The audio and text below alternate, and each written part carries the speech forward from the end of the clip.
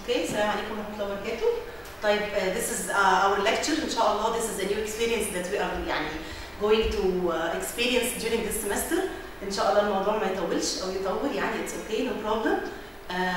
طبعا زي ما احنا عارفين دوت ال principles of management the year 1 English section طبعا اوكي. فهنكمل الليكتشر النهارده بتاعتنا بنتكلم عن chapter 7 decision making okay learning creativity and entrepreneurship. Fine. This chapter ان شاء الله will be يعني split into two parts. النهارده هنتكلم عن decision making و next time هنتكلم عن creativity and entrepreneurship. As we have discussed before, طبعا this is the learning objectives of this chapter. After studying this chapter, you will be able to distinguish between these aspects. Okay, you can just read them, and we will discuss them through the lecture, inshallah. You will be able to differentiate between the programmed and non-programmed decisions, to explain why the non-programmed decisions are characterized by being complex and uncertain. Okay, then we will describe the 6 steps that the managers usually take in the organization in their decision-making process. Fine. Right. And next time, inshallah, we will explain the cognitive biases experienced by the managers and how these cognitive biases lead to poor decision-making. And we will identify the advantages and the disadvantages of group decision-making. And we will explain the role of learning, creativity, and entrepreneurship, and how the manager can become an entrepreneur. Okay. Right. We will start by this. طبعا, as we have discussed before in chapter 1 and the chapter that followed, that managers inside the organization, they are all the time doing certain activities. Okay? طبعا, we said that managers' activities or managerial functions, we have to be able to يعني, say right away. When we say managerial functions, we have to say that the managers spend their time inside the organization doing actually 4 functions اللي هم زي you should be able to يعني تكملوا لي دلوقتي وانتوا you are listening to this. ايه هم ال 4 managerial functions as we have discussed before: planning, organizing, leading and controlling. Okay? طيب, during the course of these actions or during the course of these functions, what are managers actually doing? They are actually making decisions or they are actually taking organizational decisions. Okay? برضو we have discussed the organizational roles played by the managers اللي هم ال 10 main roles. Okay? اللي قالهم لنا Mansberg. Fine. برضو during all these roles the managers are actually taking decisions. طيب, ايه بقى the nature of this managerial decision making? What is the nature of this decision making process? ايه طبيعة ال decision making عملية اتخاذ القرار inside the organization؟ ايه طبيعته دوت؟ احنا we are saying that decision making as you can read this. What is decision making? It's the process of choosing among alternatives. Okay? We have certain alternatives. We have different alternatives. Okay? As we said before, we have. Okay, sorry. This is our organization. Okay, and we have the external environment. We have forces in the external environment in which the organization confronts 2 things. We have opportunities in the external environment, and we have threats. Okay? So, the decision-making process is the process in which the manager responds to the opportunities in the external environment and the threats that confront them in order to analyze the options they have and to make decisions related to this. طيب, زي we have said before برضو in the main issue that we are dealing with in this course is that the managers are the persons who are responsible for achieving the organizational goals. Okay? So, they are trying to achieve the organizational goals, so they are making decisions related to how to reach these goals. Okay? We have 2 different types of decisions. Decisions that the managers take to respond to the opportunities in the external environment, and decisions that the managers take to respond to the threats in the organizational environment. طيب يعني ايه opportunities في الاكسترنال environment ويعني ايه external environment. احنا قلنا ان one factor في الاكسترنال environment is مثلا for example the technology. اوكي؟ طيب احنا دلوقتي we are dealing with a situation that we cannot meet one on one. Okay? So we are making advantage of one of the advantages, the opportunities in the external environment to use the technology to connect together. This is how one way that we can use opportunity in the external environment. Type. On the other hand, if this technology the managers cannot implement inside the organization, in this case the technology represents a threat to the manager. Competition represents threats to the manager. Fine? So we are dealing with this. Definitely the decisions have two different aspects. Sometimes it's program decisions. On the other hand, sometimes we are dealing with non-program decisions. طيب ايه difference between the two؟ خلاص احنا هيبقى عندنا two types of decisions, either program decisions او non-program decisions. بنستعملهم في ايه types of decisions دي او when do we use them? We use them to respond to sometimes to opportunities in the external environment and the other times to threats in the external environment. طيب ايه program decisions دي؟ زي ايه program decisions faced by the managers inside the organization او taken by the managers inside the organization؟ زي بالظبط ال daily routine decisions. daily routine decisions دول يعتبروا program decisions. program decisions automatic decision making. مش بتاخد وقت from the manager to take the decision. يعني for example I have taken this decision multiple times. زي بالظبط ايه؟ زي الديسيجن بتاع الانفنتوري for example او reorder point for example. يعني let's assume that I'm running an organization. والorganization this organization is a production organization. I need to have certain amount of inventory مخزون من raw materials to enable me to produce my product. اوكي؟ طيب كل ما المخزون ده بيديكريس في الانفنتوري ليفل بيديكريس I need to make a reorder point. This is a program decision. ازاي program decision? Whenever the inventory is less than a certain amount, I will reorder from the supplier. خلاص؟ this is a program decision. مش محتاج تفكير كتير من الايه؟ من المانجر. Routine decision. Virtually automatic decision making. Okay? There is little ambiguity related to the decision. مفيش غموض related to this decision. خلاص هينقص المخزون، هعمل ري اوردر، هعمل تاني ايه؟ هشتري تاني من الانفنتوري، هشتري تاني من الايه؟ من السبلايرز. طيب النون بروجرام ديسيجن، النون بروجرام ديسيجن like for example I need to invade a new market. اوكي؟ هغزو سوق جديد. This is non-program decision. This is not a decision that I take on daily basis for example. Okay? It's non-routine decision. يبقى non-program decision is a non-routine decision. There is no rule to put, okay, to enable me to solve this problem, for example. Okay? In this situation, the manager will take decision based on his intuition. Okay? الحدث الداخلي، إحساسه الداخلي, his experience, his judgment. Okay? كل manager بقى this is where it comes the excellency of management. Okay? The judgment of the manager. إزاي هيقيم الموضوع. ليه؟ علشان it's non-program decision. It's not a daily or on daily basis decision. طيب non-program decision في مشكلة. البروجرام خلاص أنا عارف 1 + 1 = 2. المخزون هيقل، هعمل ري اوردر. هيوصل لبوينت كذا I will reorder. This is program decision. Non-program decision في شوية إيه؟ مشاكل. إيه المشاكل بتاعت non-program decision؟ We will see. First of all that it's based on intuition and managerial judgment.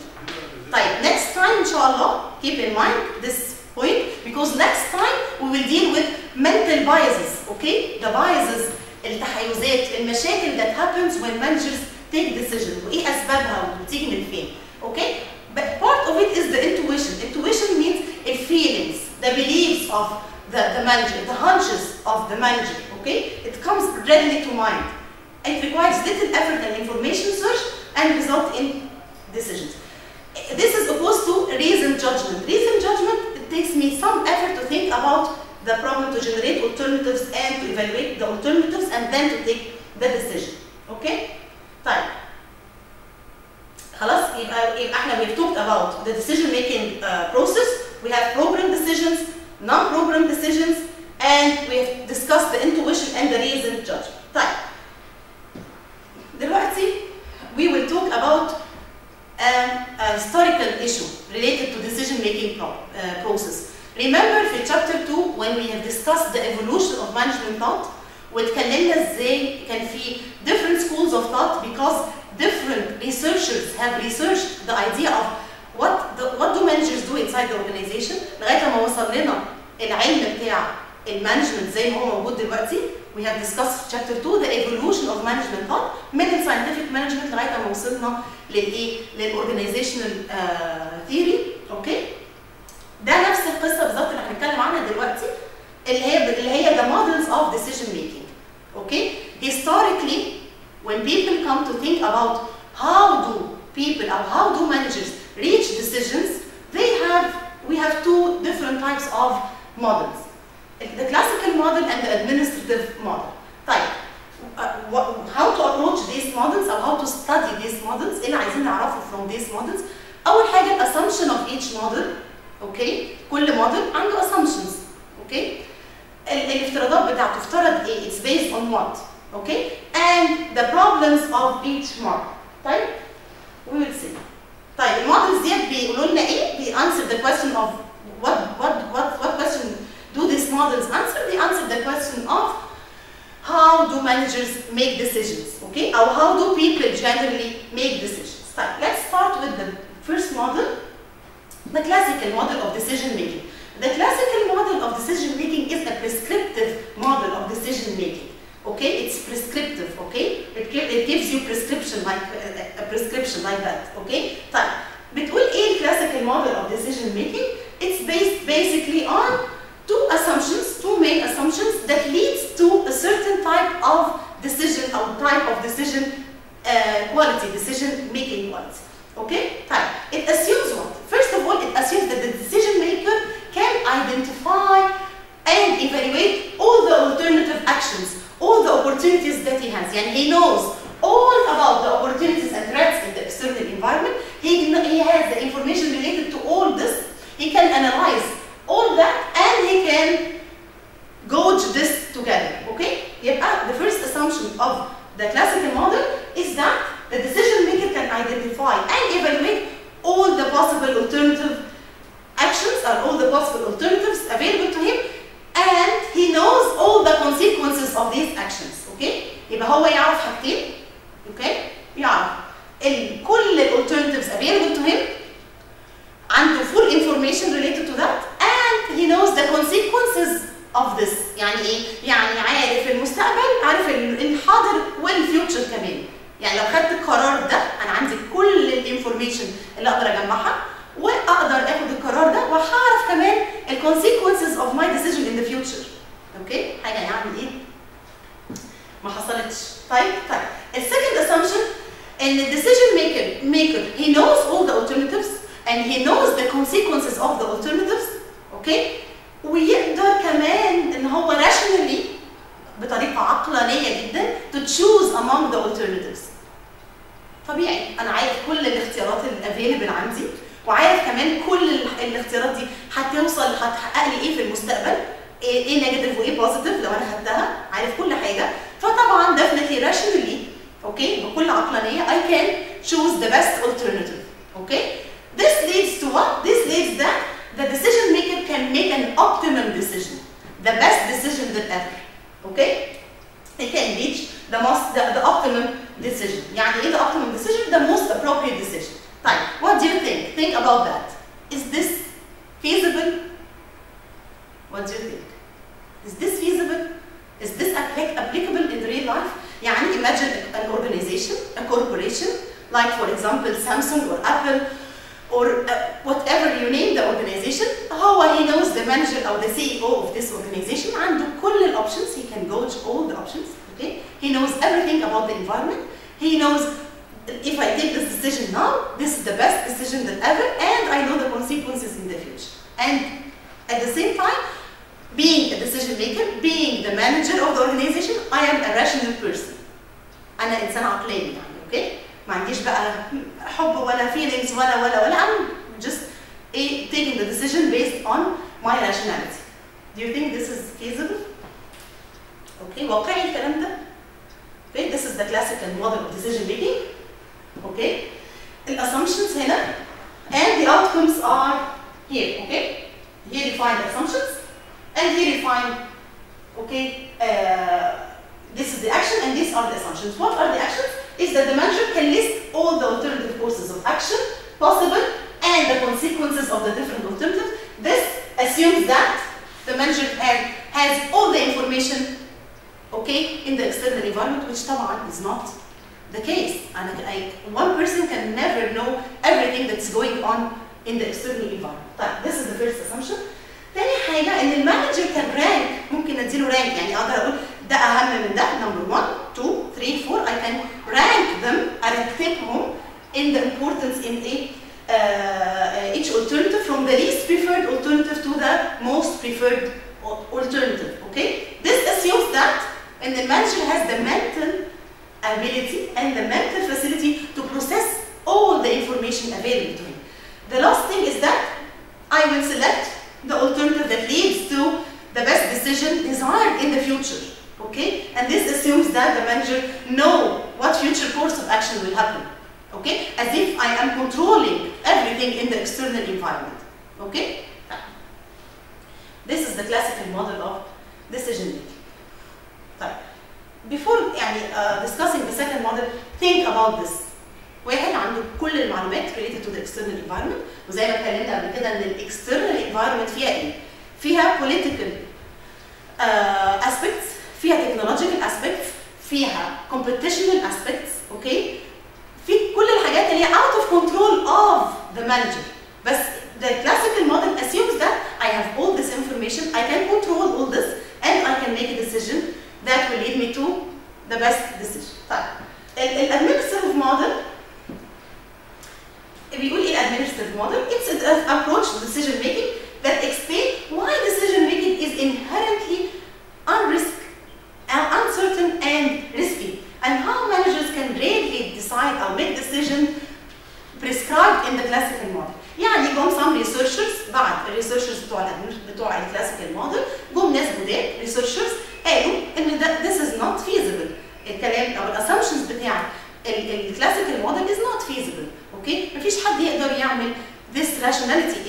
people by default they are not rational. The rationality is bounded. اوكي؟ it's controlled. يعني العقلانيه بتاعت الانسان controlled بحاجات كتيره، controlled بالاكسبيرينسز that he went through, controlled by education, what he has learned through the courses of his action. Okay?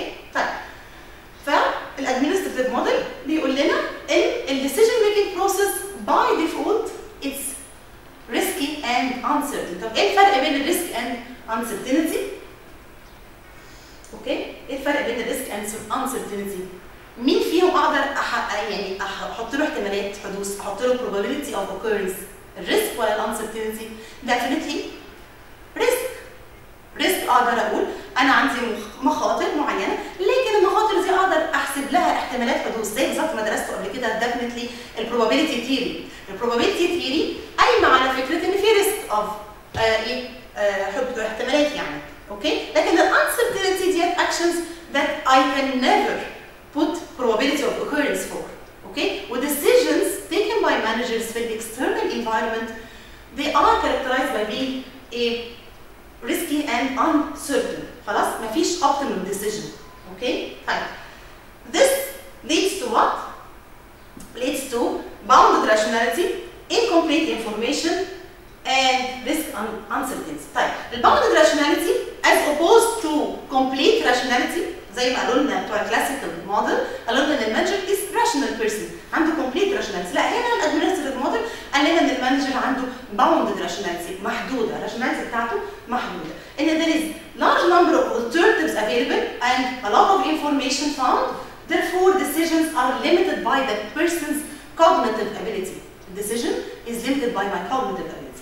وفي حاجه ثانيه في الاكسترنال انفايرمنت ان انا as a manager I have incomplete information. I will never have all the information that is because of risk, certainty, ambiguity and time constraint. يعني ليه information في الاكسترنال environment is incomplete؟ عشان عندي 4 factors بيأفكت الانفورميشن in the external environment. ايه هما؟ الانسرتينتي of information.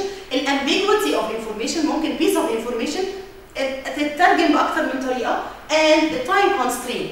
اوكي؟ ممكن الانفورميشن I can get the information بس not the time in the time that I need the information is, so it renders useless. Okay? Fine. Let's see why information is incomplete. Because we have uncertainty and risk. You cannot know everything that is out of our own control. يعني for example حصل flood, حصل earthquake. The uncertainty I never know when will happen this. حصل مثلا for example ثورة for example. Okay, in a place that I have business in. Okay, this is uncertain. I can never judge or make the probability for that. Okay, ممكن طبعا بقى by experience إن في certain places فيها political turmoil ف I can calculate the probability for that. فالuncertainty تتحول لrisk by experience. بس by default في عندي uncertainty and I have risk. I'm faced by this too. The second reason ambiguous information and the time constraint and time and the cost of information. Okay? طيب let's see. إن عندي causes of incomplete information. Okay? طيب عشان بس ما نتوهش من بعض ايه الكلام اللي احنا بنتكلم عنه ده؟ ايه what are we discussing؟ ليه احنا بنتكلم عن causes of incomplete information؟ عشان احنا قلنا ان احنا عندنا two schools of thought. الكلاسيكال theory بتاعت الديسيجن ميكينج والادمنستريتيف سكول اوف ديسيجن ميكينج. الكلاسيكال decision making school قالت لنا ان المانجر عنده complete information. اوكي؟ الناس بتوع الادمنستريتيف سكول بيقولوا لنا لا مفيش complete information، انا عندي incomplete information. اوكي؟ عشان كده we are discussing ليه information that the managers have is incomplete. طيب هو المانجر محتاج الانفورميشن في ايه اصلا؟ محتاج الانفورميشن to take decisions. اوكي؟ عشان احنا النهارده we are discussing الديسيجن ميكينج بروسيس بتاع المانجرز. تمام؟ ف to make decisions as a manager, you as managers you need to have information related to everything or every aspects in the external environment. اوكي؟ زي for example انا عايز اعرف information related to the needs of the customer. اوكي؟ What do customers like? Okay? What do they actually demand? What do they want? Okay? So I will use this information to insert in my product or service to have a satisfied customers. Fine? So the information that I get from the external environment is characterized by being incomplete. مين قال لنا الكلام ده؟ الادمنستريتيف سكول اوف ديسيجن ميكينج. خلاص؟ طيب ايه بقى causes of incomplete information؟ عندي 4 main causes of incomplete information. أول حاجة الريسك. إيه الريسك ده؟ It's present when the managers know the possible outcomes of a particular course of action and can assign probabilities for them. يعني أنا عندي actions أوكي وممكن أعمل لها probabilities يبقى أنا عندي الريسك. الuncertainty probabilities cannot even be given to the situation. The future is completely unknown. اوكي؟ طبعا احنا we as managers we are taking decisions والديسيجنز ديت في ايه؟ هتأثر على الكورسز اوف اكشن دلوقتي in the present and in the future. اوكي؟ طيب.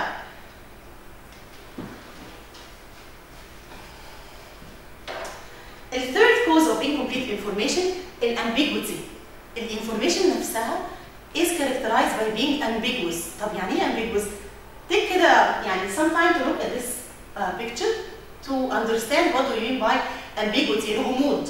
Some of you will say and this is a young lady. What do you think? ها ايه رأيك؟ دي صورة واحدة صغيرة ولا واحدة كبيرة؟ ها كبيرة. He say الكاميرا مان بتاعنا بيقول لنا ان دي صورة واحدة كبيرة. اوكي؟ و some of you will look at this and will say ايه؟ واحدة صغيرة. اوكي؟ ليه احنا ممكن نختلف واحنا الاثنين نكون صح اصلا؟ يعني يقولوا انها كبيرة صح ويقولوا ان هي صغيرة برضه صح. ليه؟ Because this drawing is ambiguous. غامض. لو بصيت له من هنا هقول دي كبيرة وده شعرها الابيض and لو بصيت لها من هنا هقول this is a young lady that she's wearing a hat or something of the sort. Okay? So this is the meaning of ambiguity. Ambiguity means that one thing can give me more than an answer. Okay? Information whose meaning is not clear, allowing it to be interpreted in multiple ways. Okay? In multiple ways مش بس multiple ways و conflicting ways. يعني معلومة واحدة ممكن أبص لها من ناحية تديني فكره، ابص لها الناحيه الثانيه تديني فكره عكسها كومبليتلي. طيب وهي ديت نفس المعلومه، it's the same information that the managers are using to make the decision. اوكي؟ يبقى عندنا the causes of incomplete information, that information is characterized by being ambiguous. Okay? The last thing, that time constraint and information cost. And managers, they neither have the time nor the money to spend to get all the possible alternatives in the environment. Okay? I don't have the time nor the resources, the money, to evaluate every single action or every single possible alternative in the external environment. Okay? That's why information can never be complete information. يبقى الاسامبشن بتاع الكلاسيكال سكول اوف ثوت is not a valid assumption، مش حقيقي، مش صح، cannot be applied in real life. اوكي؟ ده اللي قاله لنا مين؟ قاله لنا الادمنستريتيف سكول اوف ديسيجن ميكينج. طيب الكلاسيكال سكول اوف ديسيجن ميكينج بيزد على الاسامبشنز اللي هم حطوها، قالوا لنا ان المانجرز بيوصلوا في الاخر لحاجه اسمها ايه؟ الاوبتيمم ديسيجن. اوكي؟ احسن قرار في الدنيا ممكن يحصل. اوكي؟ قرار اللي ما حصلش خالص. اوبتيمم ديسيجن.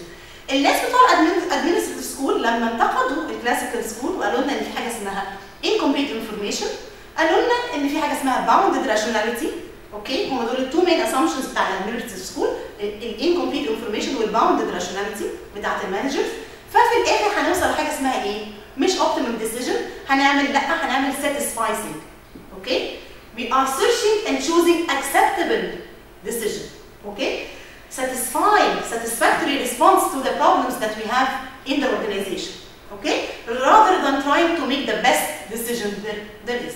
طيب satisfactory or satisfying, we are searching for an acceptable level of decision. This is the outcome of decision making as related to the administrative school of thought. وطبعا هو دوت الاوقع ان احنا we are trying, given all the changes and all the aspects في external environment وكمان في internal environment of the organization, we are trying to reach the best decision اللي هو satisfactory decision. Okay? This is what we need to say related to decision or types of decisions or schools of decisions. عندنا فاضل لنا حاجه النهارده ان شاء الله in this lecture، هنتكلم على 6 steps in the decision making process. يعني we as managers or you as managers in this course, you are trying to take a decision, a certain decision, you will move through certain steps in the decision. أول حاجة خالص I need to recognize that I have a problem. والproblem it doesn't mean the problem مشكلة does not mean a negative aspect. Okay? The problem that I am in this situation and at this point in the present, well, I need to go to this point in the future. Okay? Maybe this point ان انا عايزه ابقى number 1، دلوقتي انا number 3 في الماركت for example، وعايزه ابقى number 1 in the market. Okay? So this is the problem. Okay? It's not negative. It's not a negative aspect. يبقى اول حاجه I need to recognize the need for making a decision. لازم الاول اقول ان انا محتاج اخد قرار النهارده، فانا محتاج احدد الاول ان انا محتاج اخد القرار. اوكي؟ ف this is the first step. The need, recognizing the need for a decision. طيب it seems like يعني حاجه بيزك قوي، يعني ايه ده؟ ايه اللي first step I need to؟ طب هي شغلانه يعني، هي قصه يعني that the manager need to recognize ان هو محتاج ياخد decision؟ it is a very important aspect. ليه it's an important aspect؟ Think about the mobile phone companies for example. Think about Nokia, Sony Ericsson and Nokia and Sony, and for example Samsung and Apple and stuff like that. Okay? And these companies يعني. Once upon a time, Nokia was number 1 company in the mobile industry. Okay? At that time, Nokia was number 1. يعني he was the leader in the market. Fine? Fine. What happened? After some years, 5, 6, 10 years, حصل في a certain change in the external environment. ظهرت iTunes، ظهرت need for technology has changed. عملوا ايه نوكيا او السي اي او بتاع نوكيا او البورد اوف دايركتورز المانجرز اوف نوكيا عملوا ايه وقتها؟ Actually they did nothing at all. They did not recognize that they need to take a decision to change their technology to cope with the technology in the market. اوكي؟ فعملوا ايه؟ ولا حاجه خالص. ايه اللي حاصل دلوقتي؟ فين نوكيا دلوقتي؟ نمبر كام كومباني في الموبايل اندستري؟ you answer this. مين number one company دلوقتي في الموبايل اندستري؟ ابل، سامسونج، هواوي، اوكي؟ دول هيعملوا ايه؟ They recognize that there is a need to change something in our company to cope with the external environment. فما تستهونش بأول step in the decision making process. This is the most important aspect in the decision making process is to recognize that we need to change something. Okay? I need to take a decision دلوقتي. Okay? This is the first step. بعد ما أعرف أنا وضعي إيه وإن أنا I need to make a decision right now هبتدي أعمل generating للalternatives اللي عندي. أطلع بقى اختيارات عندي different alternatives. And then I will assess the alternatives. Okay? يعني I will evaluate the alternatives. مين فيهم positive and negative aspect of each alternative. I will evaluate the alternative. Then I will put them like that, negative, positive, negative, positive. I will calculate which alternative is the best to choose. Okay? Which one is the most satisfying or the most satisfactory to choose. Okay? I will choose among them.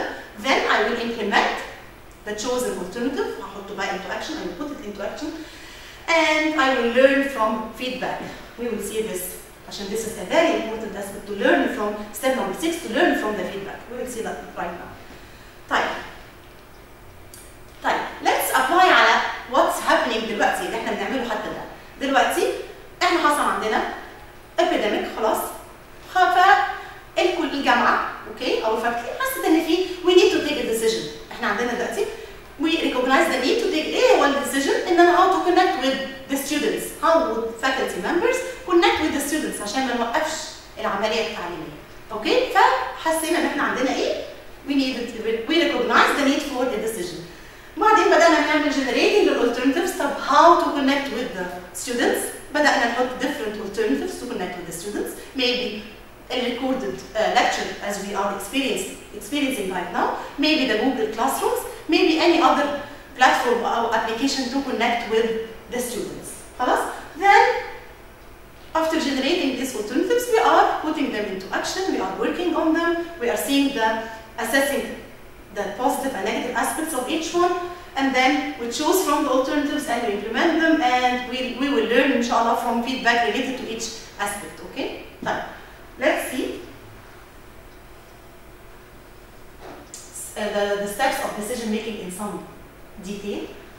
As we said, step number one, recognizing the need for decision.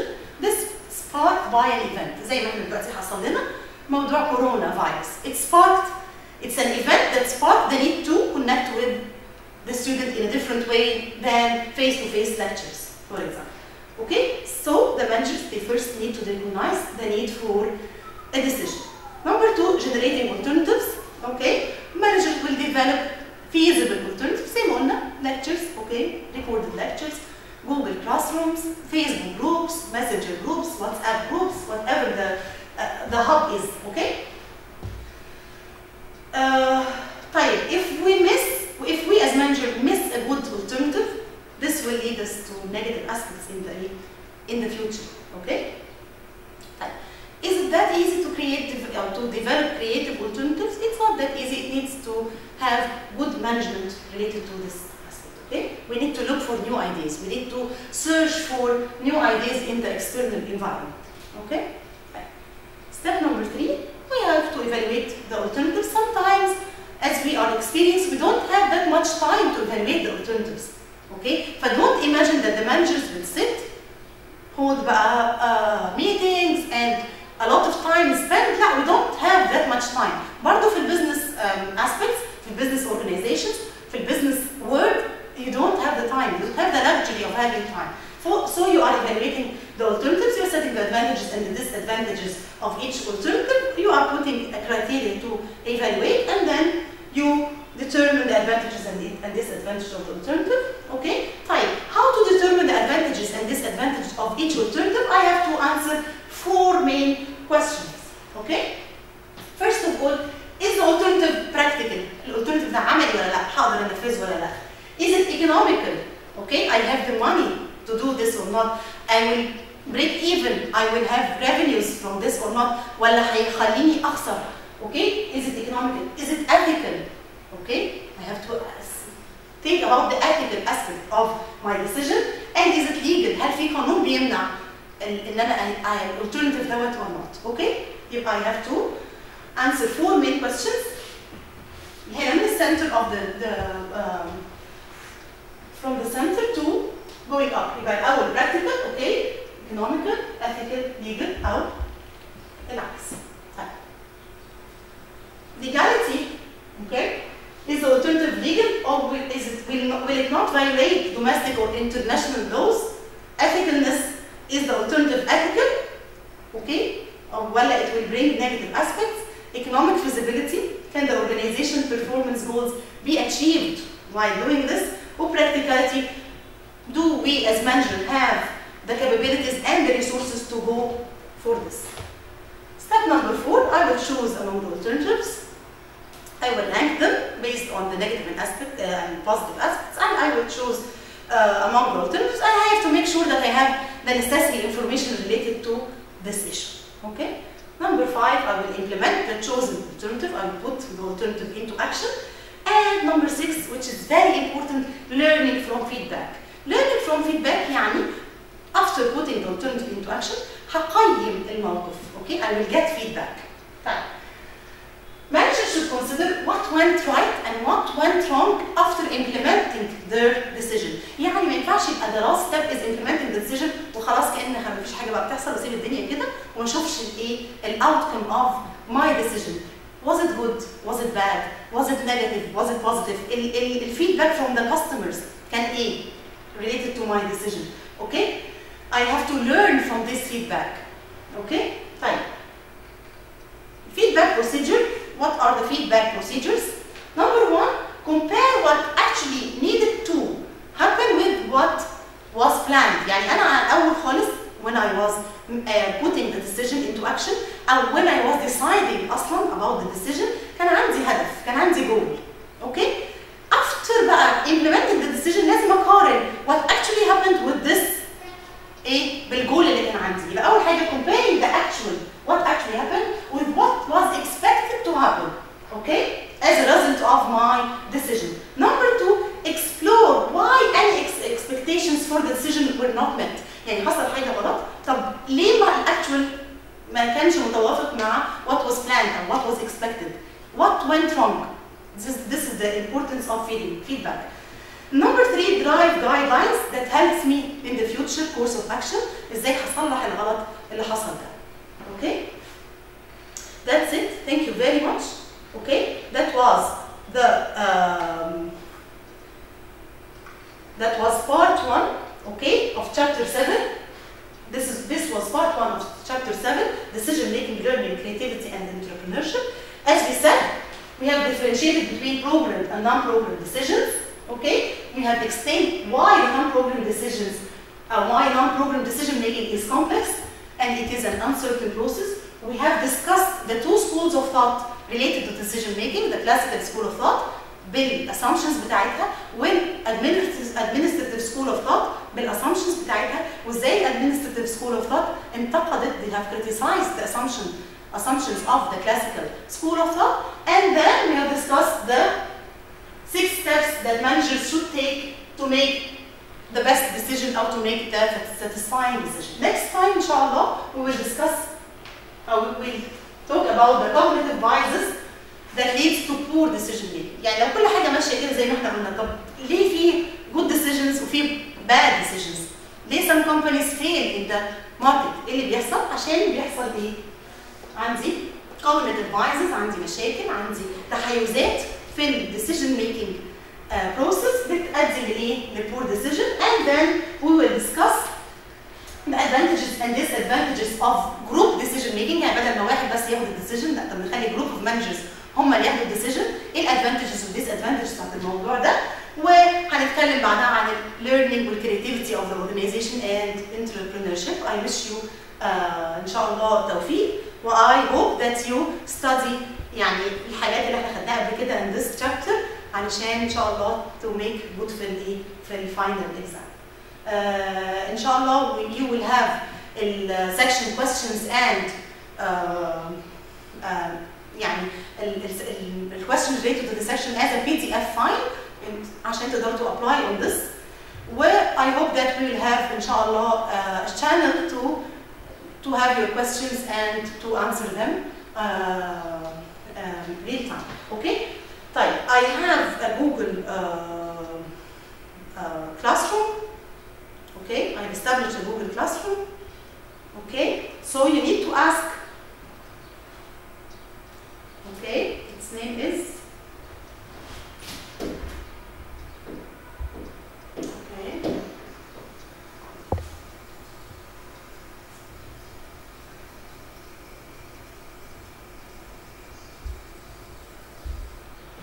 So.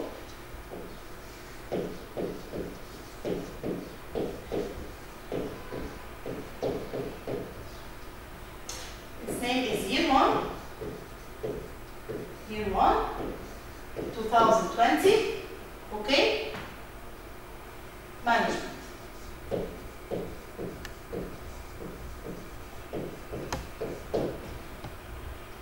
Okay? You need to ask about the code.